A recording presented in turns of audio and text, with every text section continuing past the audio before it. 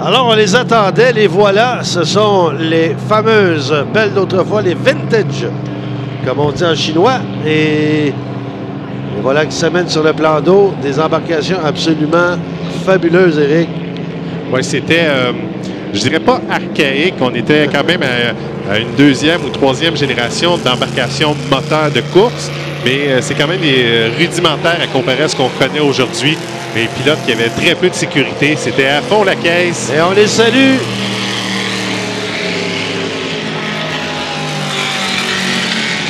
Et c'est pas long qu'ils prennent le goût à la course, hein? On peut les voir aller, là. Ça, on me dit, moi, que ça nous quittait jamais quand on embarque dans une embarcation moteur pour faire des tours. C'est pour y aller vraiment à plein carburant, donner un bon spectacle. Les gars ont fait ça toute leur vie, fait qu'ils n'arrêteront pas malgré tout. Non, c'est sûr. On a le CS5 qui passe devant la tour. Oui, ça, c'est un ancien Pixie qui a été construit par le camp-valencien Russell Howard. Monsieur Howard, l'oncle de Pat, qui est malheureusement décédé en janvier dernier, mais qui a vraiment une excellente tradition. Ici, c'est lui qui, avec ses frères Dennis et Warren, qui a parti la tradition des Howard aux courses. Et cette embarcation-là avait été championne avec notamment Daniel Brossoit aux commandes. Feu Daniel Brossoit, d'ailleurs, oui. Et c'est celui qui le pilote présentement, c'est Ross McCracken, un des pilotes qui est parmi les dirigeants de la classe vintage. Et avec Benoît Lemay, entre autres, a fait un travail exceptionnel pour réunir toute cette flotte ici. Alors, des embarcations spectaculaires au possible. Et il y en a beaucoup ce week-end, bien, beaucoup plus que par les années passées, là. Je regardais dans les pits le nombre total, c'est assez incroyable. Oui, et les gens ont pris un peu comme les voitures au moment où on les a restaurées. Là, on s'est mis à restaurer des embarcations, beaucoup trop qui ont été démolies ou qui ont brûlé avec le temps. Mais là, on a récupéré des morceaux. Tu sais, Michel, ça prend 2 morceaux officiels du bateau original pour être déclaré vintage. Ah ouais, OK. Par la suite, on rebâtit le reste de l'embarcation. On lui appose un nouveau moteur. Encore une fois, on peut voir dans le virage la façon dont on se fait une petite lutte amicale. Celui-là est magnifique, celui qui passe devant la tour, là. Le rouge et... C'est le Little Lightning. Oui. Ça, c'est Bob Abbott, le père de Jonathan. Et lui vit son rêve, là, pilote d'embarcation qu'il avait restauré en 2007, construite en 1979. Ça, c'est Bobby Brown qui l'avait piloté à l'époque. C'est un bateau construit par Stodaker. Il y a aussi un son particulier à certaines de ces embarcations qui ont le moteur à l'avant du pilote, ce qu'on ne voit plus de nos jours. C'est un son très ronronnant. La plupart des embarcations, c'est des moteurs 4 cylindres, des anciens engins de Ford, de Pinto, de ce genre d'engin. Ford Pinto? Oui, qui était à l'époque très couru, là, très prisé par les pilotes d'hydroplane. Et on a dû revoir à une certaine époque pour y aller de nouvel engin parce que les moteurs de Pinto, il en manquait. Des Pinto. Alors, ça se poursuit avec les belles d'autrefois. Magnifique embarcation, le E100, je crois. Le E160, c'est le Heatwave. C'est Harry Holtz qui est aux commandes. Une embarcation qui a été construite dans les années 70 par Vance Whitman. Il faut dire que c'était toute une époque, les années 60-70, pour les courses de régate. C'était franchement très populaire. C'était l'époque où l'univers des sports de Radio-Canada couvrait les régates. Et justement, il y a quelques-uns des abonnés YouTube, des chaînes de médias sociaux qui ont remis à jour quelques vidéos. Là, on voit la description Radio-Canada qui était ici avec un hélicoptère pour des plans de vue aériens. Description de Jean-Édouard Giroir avec des expressions sublimes, là, vraiment. C'était d'époque, mais encore aujourd'hui, il demeure très actuel. Le 22, ils sont toujours en piste, en fait, sur l'eau, sur le plan d'eau de la baie Saint-François. Ouais, ce qu'on voit, c'est les embarcations de classe plus légère. Donc, c'est des anciens 1 litre modifiés. On a des 145, 280, des 7 litres, quelques 7 litres dans de l'eau. Évidemment, on aura aussi des classes Grand Prix qui seront avec nous tout au long du week-end. Je pense bien sûr au Grand Prix de Valleyfield et avec Robert Théoret. Oui, une histoire incroyable de cette embarcation-là qui, en 2000, lors du tout le monde va se rappeler à Valleyfield, le feu du restaurant La Cage au Sport. Lui, l'embarcation était accrochée au plafond et l'histoire raconte que parmi l'équipe de pompiers, il y avait François Campeau, qui était un pilote d'hydroplane et qui, lui, a projeté son eau directement sur l'embarcation. Il s'est dit, ça peut... En tout cas, il y avait une équipe pour protéger le reste de la bâtisse, lui protéger le joyau national. Les tables, les chaises, c'est pas grave. Les poulets non plus, on sauve le Grand Prix de Valleyfield. Ouais, avec la tradition qu'il avait bâtie ici. Donc, on lui doit une fière chandelle, notamment à lui. Et aussi également tous ceux qui ont participé à la restauration de l'embarcation de Robert Théoret, qui surnomme lui-même son embarcation de l'ancien nom. Si vous l'entendez parler de sa pinotte, en fait, c'est que le bateau, auparavant, s'appelait de ce nom-là, Pinotte. Pinotte, d'accord.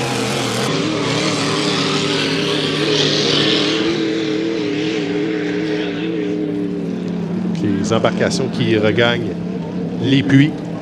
Ah voilà, et dans quelques instants, ben, nous, on sera prêts pour la première qualification des 1,5 litres. On fait une pause. 88.1 FM, la radio des régates de Valleyfield.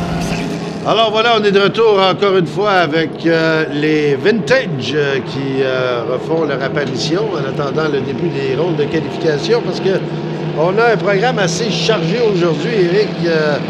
1,5 litres Pro Stock, on a 1, 2, 3, 4 qualifications de 2,5 litres, qui est la classe vraiment la plus populeuse. Oui, vraiment, avec plusieurs invités de la place et quelques invités, c'est confirmé. On a Mike Monahan qui va piloter le Rewinder, qui fait un retour ici à Valleyfield, le champion américain. Et tout un programme de course. Il faut le rappeler, dans les dernières éditions, on avait une formule unique le vendredi, les défis du vendredi avec une finale et suivi du reste du week-end composé de 2 jours pour une finale le dimanche. Cette année, toutes les classes ont 4 groupes de qualification. Donc, c'est énorme. Oui, gros week-end. Alors, évidemment, ce qu'on voit, c'est les Grands Prix, ces fameuses embarcations Vintage Grand Prix. Et assez spectaculaire, merci. Ça déménageait de l'eau, pas à peu près. Oui, ça, j'en ai vu quelques-unes dans ma jeunesse, là, filer à l'eau, voir la transition avec les cap-over, ce qu'on connaît aujourd'hui avec les capsules renforcées. Et vraiment une époque glorieuse avec des embarcations incroyables. Si je remarque bien, on va le voir le prochain à s'amener devant la tour.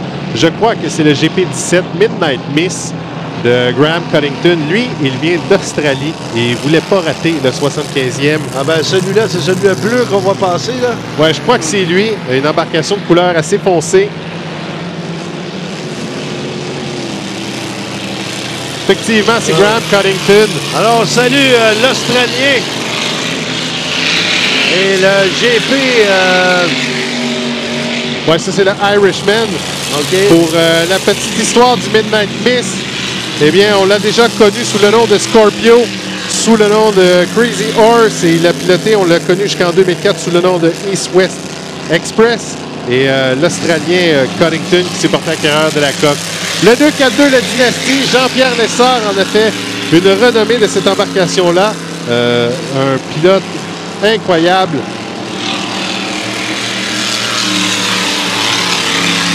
Le 1001. Dynamite. Oui, le Miss Dynamite, le groupe sportif de Valleyfield. Champion ici en 88, également en 91. Lui, c'est Roger Lapierre de l'État de New York qui est aux commandes. Lapierre? Oui, Lapierre. OK. On aime ça. Est-ce que je vois un parasol acadien? Oui, un parasol d'Acadie. Regardez-moi le GP17. Wow! Et on peut... le GP25, le nordique, qui, selon nos notes, ce serait Larry Lauterbach aux commandes. Ben voyons donc. Le GT 242. Miss Dynamite.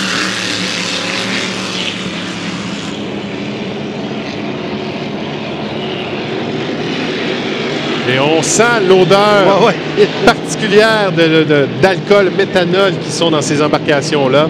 Ça, je l'ai dit, celui dans mes pensées, ça sent les courses. Oui. Vraiment une odeur significative. Ça sent la puissance.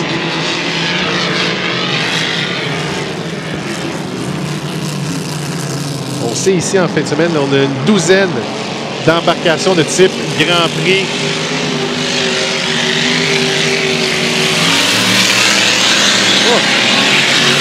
Et on n'hésite pas à ouvrir les gaz de très, très fort.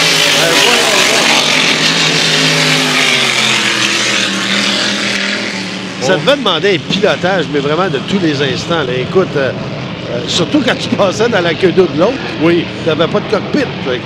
On voit les embarcations actuelles qui ont toutes un aileron à l'avant pour laisser passer le coussin d'air, l'eau. Là, c'est vraiment une coque arrondie, bombée qu'il y a à l'avant. C'est pour ça qu'on les voit faire des sauts de crapaud dans les coins. Il fallait vraiment négocier avec beaucoup d'agilité les virages. On les voit là, presque se faire véritablement une course dans le virage. C'est pas une simple parade qu'on essaie. Non. Tu vois que la passion de la course remonte assez facilement. Et regardez-les aller dans le droit. C'est tout de même très spectaculaire d'aller voir s'atteler et d'y aller plein gaz.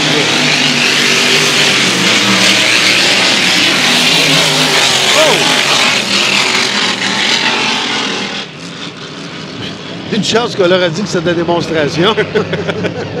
Mais quelle plus belle façon de célébrer 75 ans d'histoire que de ramener ces embarcations-là en grand nombre. Ah ouais. Ils sont tous très heureux. On sait que c'est seulement une démonstration. Ils sont ici pour le simple plaisir de la chose. Mais comment tu as des luttes là, présentement dans le virage? Les pilotes intrépides, c'était comment dire, peut-être le début des sports extrêmes. Oh ben absolument. Intrépide et téméraire. Oui. Non, absolument. Et on les salue, mais vraiment de belle façon.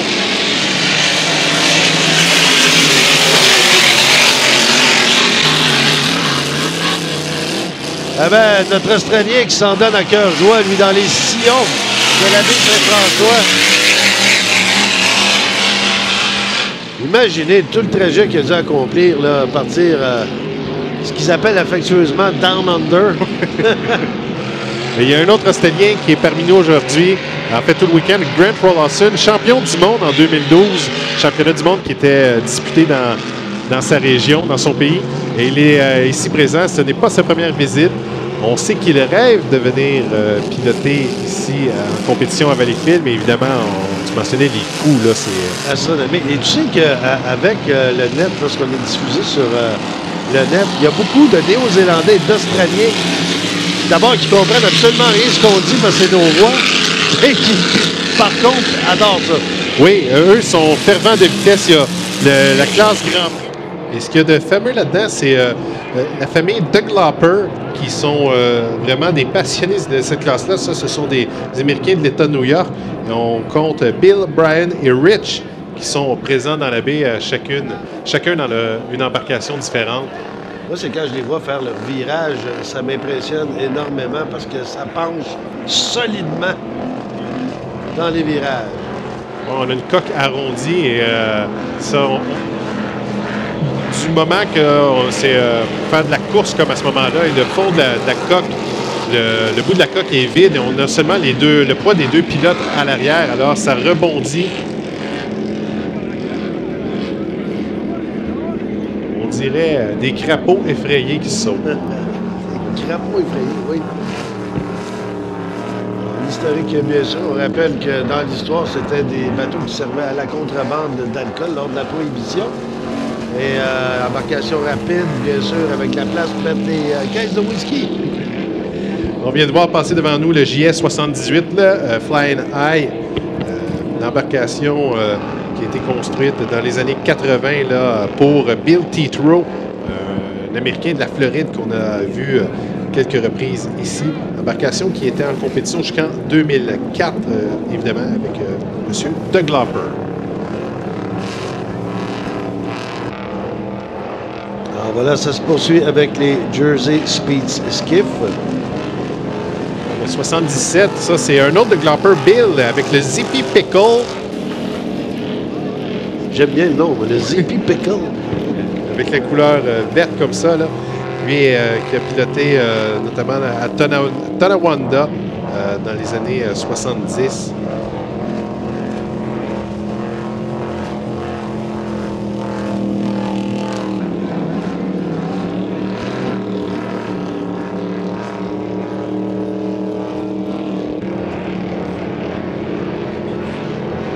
Voici le JS 78 qui passe devant la tour.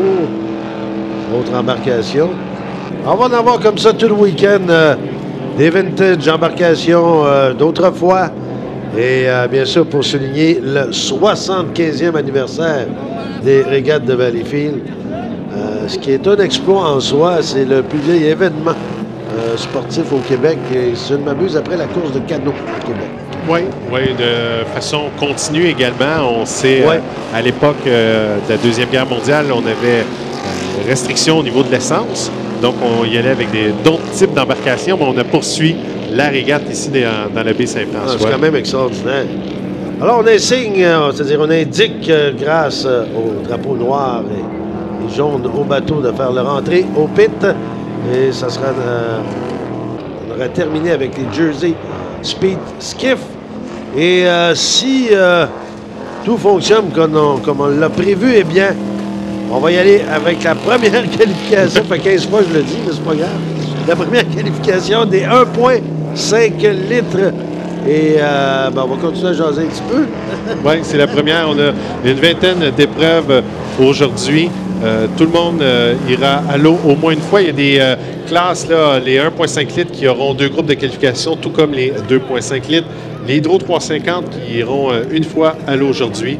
À un certain moment, l'horaire est légèrement déplacé, mais après le premier groupe de 2,5 litres, on aura les embarcations Grand Prix et puis on va découvrir les Formule 1 ici qui vont faire des séances d'essai. Pour les Grands Prix, eh bien, c'est surtout pour vérifier les vitesses. On veut voir... J'ai très hâte de voir parce qu'on entendait les moteurs ronronner ce matin à côté de la tour. Alors, on salue les...